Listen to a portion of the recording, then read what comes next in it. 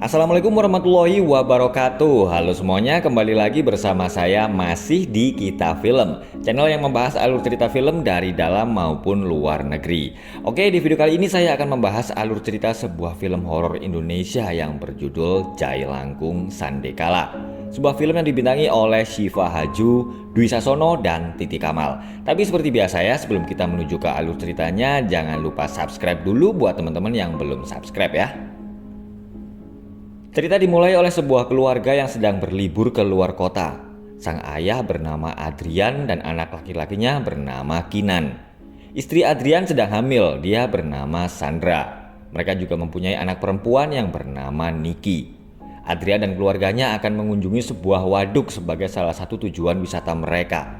Niki sedang marah karena sebenarnya dia nggak mau ikut. Sandra dan Kinan adalah ibu dan adik dirinya. Tapi Adrian meminta agar Niki mau memperbaiki hubungannya dengan Sandra. Niki menemani Kinan jalan-jalan di pinggir danau. Mereka berdua lalu masuk ke dalam hutan dan sampai di sebuah dermaga kecil di pinggir danau. Niki yang kebelet pipis menyuruh Kinan agar tidak kemana-mana. Saat Kinan sedang membuat video, dia melihat ada sesuatu di belakangnya. Tiba-tiba ada seorang pria yang muncul dari dalam danau. Pria itu bernama Sarno. Karena hari sudah mau gelap, Sarno menyuruh Kinan agar segera kembali ke tempat orang tuanya. Kinan masuk ke dalam hutan. Dia lalu melihat ada sosok tinggi besar yang mengawasinya dari kejauhan. Kinan ketakutan dan bingung mencari kakaknya. Dia kemudian menemukan sebuah boneka. Tiba-tiba ada yang menarik dan membawa Kinan. Niki yang habis dari toilet segera kembali ke pinggir danau, tapi dia kebingungan karena Kinan sudah tidak ada di sana. Niki segera kembali dan memberitahu ayahnya kalau Kinan telah hilang. Niki dan Adrian segera kembali ke dalam hutan, tapi mereka berdua tidak bisa menemukan Kinan.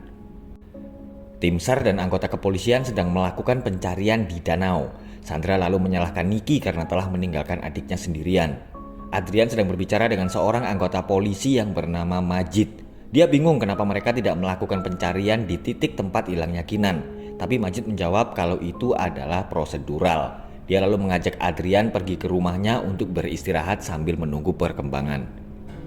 Majid mempunyai keponakan yang bernama Faisal. Dia lalu membantu menyiapkan tempat untuk Niki. Sandra terbangun dan melihat Kinan sedang duduk di depannya. Tapi dia langsung ketakutan karena kepala Kinan tiba-tiba berputar alias melunting. Esoknya Sandra ikut mencari Kinan bersama Niki dan Faisal. Dan alhamdulillah hubungannya dengan Niki sudah mulai membaik. Mereka bertiga lalu sampai di sebuah rumah milik seorang perempuan yang bernama Bu Saijah. Niki dan Faisal akan mengambil mobil karena hujan akan segera turun. Mereka menyuruh Sandra agar menunggu dan beristirahat dulu di rumah Bu Saijah. Niki agak lega karena HP-nya sudah mendapat sinyal internet. Dia lalu pergi melacak HP Kinan. Niki menemukan boneka yang pernah dipegang Kinan. Dia lalu mendengar suara HP Kinan yang berasal dari sebuah lubang. Tapi tiba-tiba ada sesuatu yang menarik tangan Niki. Niki berkata kepada ayahnya kalau ada sesuatu di dalam hutan. Mereka kemudian segera berangkat menjemput Sandra. Saat perjalanan pulang, mereka melihat para penduduk desa yang menyuruh anak-anaknya segera masuk ke dalam rumah karena hari sudah mulai petang. Majid menemukan dua petunjuk dari kasus hilangnya Kinan. Yang pertama, anak hilang saat matahari terbenam. Dan yang kedua, ketika ada anak yang hilang, maka anak yang hilang sebelumnya akan ditemukan tapi dalam keadaan sudah tidak bernyawa. Faisal dan Niki sedang nongkrong di Indomirit. Teman Faisal yang bernama Rama lalu menghubunginya dan berkata kalau foto boneka yang dikirim Faisal adalah boneka Jailangkung. Rama adalah orang yang mengerti dengan hal-hal gaib. Rama kemudian berpesan agar mereka tidak bermain-main dengan boneka itu. Saat pertama Faisal pindah ke situ, masyarakat sekitar pernah berkata kalau daerah sekitar danau itu memang terkenal angker dan banyak kejadian anak hilang. Mereka berdua lalu membuka YouTube dan melihat video di channelnya Mbak Riri Jurnal Risa. Di video itu terlihat ada sekelompok remaja yang sedang berada di dermaga danau tempat Kinan menghilang. Dan ada sosok berbadan sangat tinggi yang terekam kamera. Riri berkata kalau sosok itu muncul sebelum gelap. Waktu menunjukkan jam 11 malam. Sandra terbangun karena listrik tiba-tiba mati. Dia lalu melihat kamar Niki yang terbuka. Sandra masuk ke dalam kamar dan menyelimuti Niki yang sedang tidur. Tapi Sandra langsung ketakutan karena Niki ternyata menelpon dan berkata kalau dia sebentar lagi akan pulang. Perlahan-lahan Sandra mendekati selimut. Dan ternyata tidak ada siapa-siapa di balik selimut itu. Sandra lalu mendengar suara Kinan dari dalam kamar mandi. Dia lalu ketakutan karena melihat ada sosok perempuan berbadan tinggi yang sedang memegang Kinan. Karena panik, Sandra lalu terpeleset dan pingsan. Saat sadar, Sandra bercerita kepada Adrian, tapi Adrian menganggap kalau Sandra sedang berhalusinasi karena kecapean. Pihak kepolisian masih terus melakukan pencarian. Sandra lalu bertemu dengan Bu Saijah yang sedang jualan gemblong. Kalau di daerah saya namanya getas kali ya. Oke, lanjut. Niki dan Faisal menemukan berkas kasus anak hilang yang pertama, dan kasus itu terjadi sekitar 15 tahun yang lalu. Dan kasus terakhir adalah seorang anak perempuan berumur 5 tahun yang bernama Rania dilaporkan telah menghilang di danau. Niki lalu melihat ada yang aneh pada mayat anak-anak yang telah ditemukan. Leher mereka semuanya patah ke samping.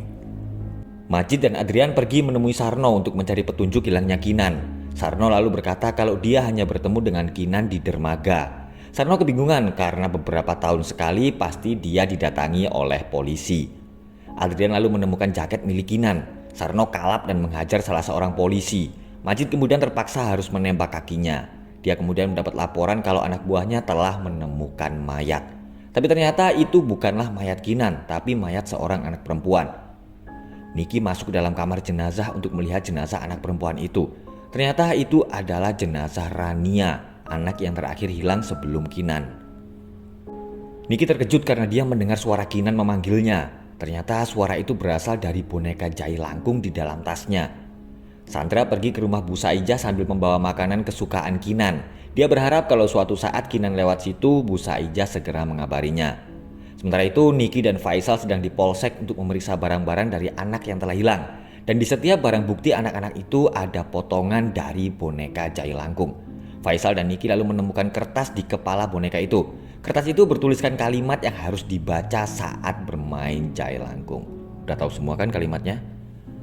Sandra sedang makan bersama Bu Saijah. Bu Saijah berkata kalau dia tinggal di rumah itu bersama anak perempuannya yang sekarang berusia 17 tahun. Dia bernama Inggi. Bu Saijah lalu bercerita kalau Inggi sudah tidak sekolah karena dia sering diganggu oleh teman-temannya. Niki dan Faisal sedang bersama seorang pria yang bernama Heru. Dia adalah seorang perampok yang berhasil ditangkap oleh polisi. Sandra mendengar suara Kinan dari dalam kamar Inggi.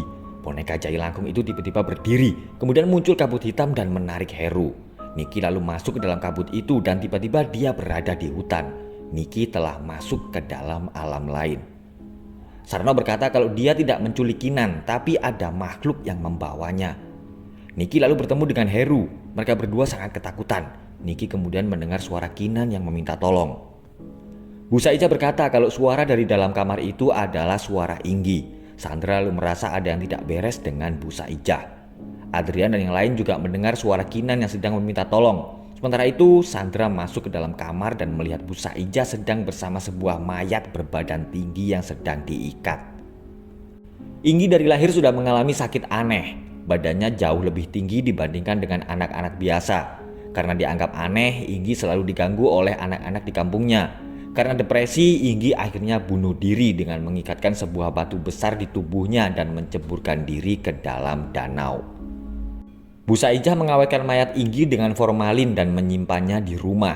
Dia lalu pergi menemui Sarno yang ternyata adalah seorang dukun. Dia lalu memberi Bu Saijah boneka jahit langkung agar bisa memanggil kembali arwah anaknya. Tapi Inggi hanya muncul kalau hari sudah gelap dan dia selalu meminta teman. Saat hari mulai petang, Bu Saijah menaruh boneka jahit langkung dan anak-anak yang mengambil boneka itu akan dibawa Inggi masuk ke alamnya.